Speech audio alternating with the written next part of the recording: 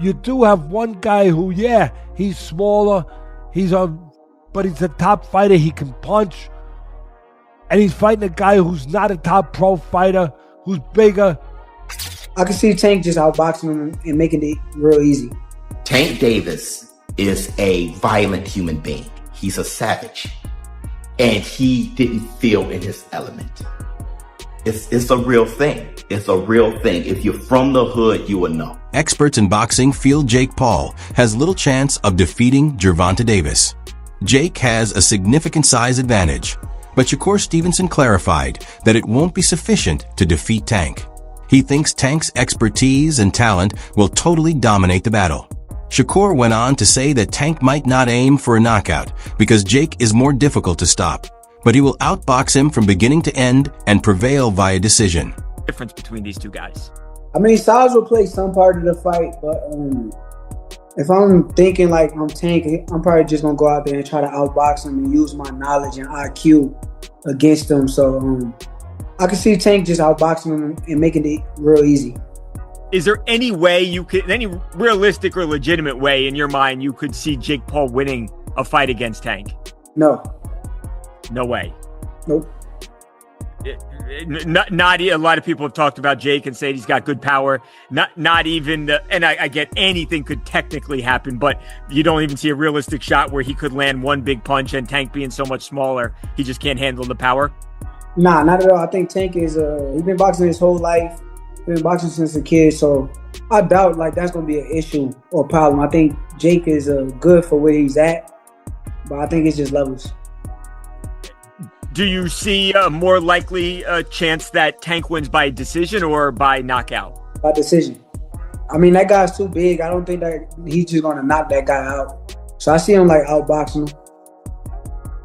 Could you see a realistic possibility where Tank could knock him out? Although more likely that it is, like you just said, a decision. Nah, I don't see him knocking him out, no. Will you watch, Shakur? I mean, no. Obviously, no? Hell no, nah. That ain't really like... I mean, like I said, here's the thing. Like, I got two sides of me when it comes down to I got a business side, then I got a competitor side. And from the competitive aspect, it don't excite me for me to be like, okay, I want to watch it. According to Showbiz the Adult, Tank has previously demonstrated that he is capable of taking on opponents who are larger and taller than him, such as Ryan Garcia. He reminded the audience that despite Ryan's height, speed, and explosiveness, Tank was still able to beat him with clarity and rhythm. According to the YouTuber and expert, Jake Paul won't be any different from Tank if he can defeat Ryan, who has actual boxing experience. Although Jake's stature may appear to be an advantage on paper, Showbiz stressed that timing, distance control, and ring IQ are the three main areas in which Tank really shines in boxing. He went on to say that once Jake enters the ring with Tank, his abilities to read opponents and lay traps will become evident. Emotionally, see if he's rattled. See, when it's all said and done, the whole talking shit goes out the window. Jake's scared. And let me tell you this too. I looked at I'm sizing them up. I'm looking at Tank and Jake, and I'm looking at him. Tank can reach him too. He reached Ryan Garcia. He reached Mario Barrios. I was like, he ain't gonna be able to reach him. He's gonna reach him. I saw it. Tank's gonna reach him. He knows he's gonna reach him. Listen, I want to say this too. Funny as hell. Before I say all this, Alicia Baumgartner, shout out to you, girl. I couldn't believe out of all the women to be the first one to do 3 minute, 12 rounds is Alicia Baumgartner. Not really known for having great endurance, great stamina, and she's doing this shit. Shout out to Alicia Baumgartner. Because, what's her name, Layla? I don't really know her like that. But she looks like she ain't rattled by Alicia, so that's a perfect dance partner for that. Try to drag Alicia Baumgartner into lake water, see what's going on with that. Shout out to Alicia Baumgartner. But let's get back to Tank. First of all, Tank knows what he's doing. Tank Davis, he said, he was just making all these implications that it's going to be scripted. When he said, you're paying me, and then he was like, yo, you're going to have to give me extra. And then he said that this is scripted. At the end of the day, I gave this little guy an opportunity. He should be thanking me. I'm paying him. I'm his boss. He reports to me, and I'm going to fucking son him on November 14th. So fuck you, little man. You paying me? Are you paying me? Yeah. 100%. 100%. Facts? Correct. Yes? Correct? Correct. I'm your daddy.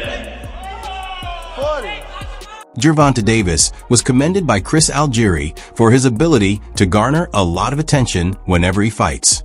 According to him, boxing nowadays is about more than just technique. It's also about who can draw spectators and revitalize the sport. Tank has emerged as the face of that new era, thrilling both casual viewers and die-hard boxing aficionados while packing arenas. Algieri also pointed out that, despite his lack of technical prowess, Jake Paul has brought boxing back into the mainstream by drawing in a whole new audience. Because they draw in different kinds of fans, he thinks both fighters contribute to the sport in their own unique ways. The face of boxing could be Jake Paul soon. And the face of boxing is basically... Yeah, the face of boxing now is based on if you sell and if people tune in and how many eyes are tuning in when you fight. Gervonta Davis had that. Jake Paul has that. Now they're fighting each other. Again, these are created products. These are still created products. Jake made his name going to Walgreens and then making funny faces. You know what I mean? And it was just blowing up on YouTube and whatnot, right? I mean, that's how he started. The world we live in now, dude. It's unfortunate. Okay, it's not like Sugar Ray Leonard, who was the best fighter in the world and marketable. It's not like Oscar De La Hoya, who was a gold medalist, a great fider and marketable. But what I'm saying is technology allows us to make, if I want to take this shoe off right here, and I say I want to make my Nike sneaker into the best product possible, and I got enough money to push it behind it. I put it all over your social media platform, and I put it all over your TV set and all over your phone and all over. You know what, bro? You're gonna start to get curious about the shoe. Jake Paul's boxing career was written off by Charleston White as mere entertainment masquerading as a sport. He claimed that none of Jake's fights felt like legitimate professional fights and described them as staged demonstrations intended to generate revenue and views. He claims that Jake has never met a real elite boxer who could put his stamina and skill to the test. Charleston's remarks support the belief held by many boxing purists that Jake is not honoring the sport as a craft, but rather utilizing it as a business tool. He thinks the talent difference will be obvious if Jake ever faces someone like Gervonta Davis. Jake's lack of depth would be shown by Davis's training, reflexes, and expertise versus top opponents. Popularity and spectacle, in White's opinion, cannot take the place of actual fights since legends are made in actual clashes, not exhibitions. YouTube boxing and what people say is going on in the media, without a doubt, I think Charleston White is 100% right about that. Don't believe anything you hear. Don't believe anything you see. Wait to see how things play out, and ultimately everything will come out in the wash. Well, going into this fight with Gervonta Davis, I had my concerns about the fight because of the same type of reasoning that Charleston White used, except for mine is slightly different. I don't think that either one of these guys are going to try to do too much damage to each other. Number one, because if it's scripted, which more than likely to an extent it will be, Gervonta Davis is not going to put himself in a situation where Jake Paul is going to actually be able to hurt him. And with these 12-ounce gloves on top of Gervonta Davis's hands, which is bigger, 2 ounces bigger, I do believe. Teddy Atlas, a highly regarded expert in boxing, likened the potential bout between Jake Paul and Gervonta Davis to the time Jake's brother Logan met Floyd Mayweather. He stated that Tank's experience will be the decisive element, even though Jake might have a physical advantage. Tank is a fighter who precisely manages rhythm, tempo, and energy, much like a dancer in the ring, according to Atlas. Throughout his career, Tank has encountered formidable opponents and honed his reflexes to defeat anyone, regardless of stature, he said. Jake, on the other hand, is not as sharp or aware of the ring as someone who competes at that level. Atlas stressed that timing, accuracy, and control are more important in boxing than strength or size. Tank has a purpose for every punch and every stride he takes. I liked this when I heard it. No, I didn't like it, to be honest, for the optics and everything else I just said. But you do have one guy who, he's smaller, but he's a top fighter. He can punch. And he's fighting a guy who's not a top pro fighter, who's bigger. What if he hits him on the chin? It'll wind up selling. And that's what'll wind up selling it. The what if. What if Tank makes him do a cha-cha? He hits him on the chin, and Jake Paul, we're gonna find out if he can dance. Whoa. You know, do the cha-cha. That's what's gonna sell it. And you can't argue that what if. You can't. I know I get to places that other people won't go and everything else. They just dismiss stuff because it's easier to do that. It's safer to do that. You don't have the bows and arrows coming at you from people that argue with you because you did that. But I don't care. I've had bows and arrows my whole life. I don't care. But that's true. That what if? What if this guy who is a real good puncher, who is one of the best fighters in the world right now, what if he hits him? What if he makes a miss and he counters him? Or he jumps up in the air? Bang! Tank's ability to defeat Jake Paul is not universally accepted. Fans are reminded by certain analysts to maintain realism and think about the purpose of weight classes. They say that Tank's power and explosiveness are unrivaled at lightweight and super featherweight. But going on a naturally bigger opponent like Jake changes the equation. Physics and size are important in boxing. There are obvious reach, strength, and durability issues for a 135-pound boxer facing a 190-pound opponent. According to these observers, Tank's punches might not have the same effect on a bigger opponent, and Jake's heavier frame might react differently to clean strikes even if Tank land them. Tank Davis is a violent human being. He's a savage. And he didn't feel in his element. It's a real thing. It's a real thing. If you're from the hood, you will know. It's kind of like taking a guy from the block and putting him in the corporate world in a business meeting. He's going to be so out of his element that he's just, he doesn't even know how to argue without sounding like, I'm gonna whoop your ass, I'm gonna beat your... The way Jake was doing things, he had the clowns coming out. Many boxing fans find Jake Paul's presence amusing despite the skepticism. His bouts generate excitement and criticism, bringing interest and vitality to the sport. While some purists see it as a money grab, others think it keeps boxing in the public eye. Regardless of whether they want to see Jake fail or support him, he has a unique capacity to get people talking. His name attracts notice whenever it is connected to a fight. In addition to the outcome, viewers watch for the chance of an upset. That element of uncertainty gives boxing new energy.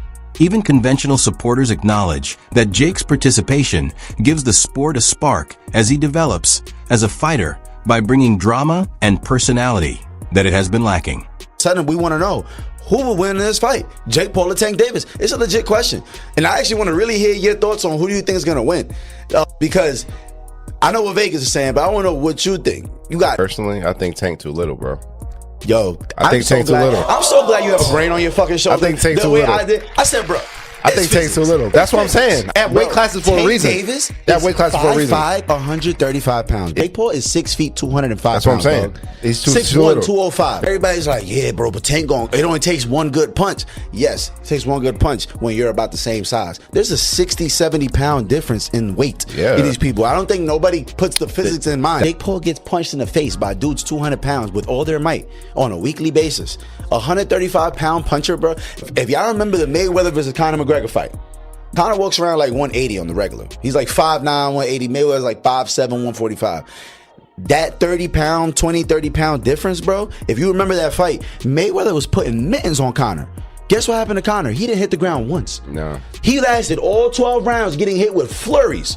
I'm talking about Mayweather was having his time. He's being cocky with it, hitting him with all kind of combos. And we're watching the last 3 rounds of that shit like, yo, knock him out. And you know what? He could not knock him out because Conor gets punched by people that are 170, 180 pounds on a regular. And just that 20, 30 pound difference, it was like impossible for him to do anything. And that's exactly what I feel like is going to happen versus Jake. Dave Allen, a British boxer, offered a more impartial assessment of the possible bout. He acknowledged that he didn't enjoy Jake Paul's bouts with Julio Cesar Chavez Jr. and Mike Tyson, claiming they were more like PR gimmicks. But he thinks a battle with Gervonta Davis would be different. Allen stated that since it's intended to amuse fans, it's okay as long as no one is gravely harmed. Even though Jake isn't a professional boxer, he admitted that his bouts generate conversation and maintain boxing in the public eye. Supporters want to see how far Jake can go and how Tank handles a much bigger opponent. A lot of people said, this is bad for boxing, this is bad for boxing. Mate, calm down, calm down. Honestly, I'm not a big fan of him, but he's bringing a lot of eyes to boxing. A lot of eyes to boxing. He's doing great for boxing. I don't care what everyone thinks. The weight difference is mad though. Lightweight to, God knows, cruiserweight or whatever the hell he is. Oh, Gervonta might get thumped up, you know.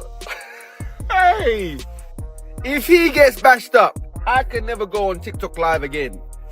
The TikTok warriors are going to give me a hard time. They're going to say Jake Paul's undisputed. Oh my God, he's the best thing since sliced bread. For years, this battle has been intensifying. According to reports, Gervonta Davis has hinted to a potential matchup with Jake Paul on multiple occasions. Fans have been wondering for a long time whether it will ever happen. And now the discussions are really becoming serious. Both competitors have engaged in verbal sparring over the internet, demonstrating a genuine desire to resolve their differences in person. Tank is still certain that he can show Jake's shortcomings, but Jake views the fight as an opportunity to establish himself as a legitimate boxer.